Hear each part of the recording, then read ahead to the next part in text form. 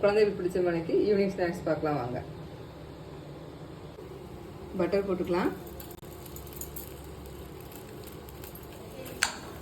Butter கொஞ்சம் உருகட்டும். Butter நல்லா melt ஆயிடுச்சு. ஸ்ப்ரெட் வந்து போட்டுக்கலாம்.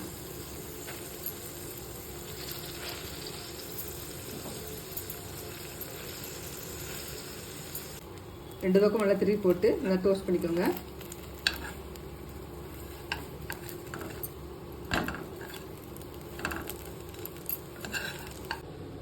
ஒரு கிண்ணத்தில் கொஞ்சம் பால் ஊற்றி அரை ஸ்பூன் ஜீனி போட்டு கலக்கி வச்சுக்கலாம். இந்த அளவு போட்டுக்கோங்க, கரெக்டாக இருக்கும். நல்லா கலந்து விட்டுக்கலாம். இந்த அளவுக்கு ரெண்டு பக்கம் திருப்பி போட்டு நல்லா டோஸ்ட் ஆயிடுச்சு. இப்போ நம்ம கரைச்ச பாலை வந்து கொஞ்சம் ஊற்றிக்கலாம். சுற்றி மேலே படுற மாதிரி ஊற்றிடுங்க.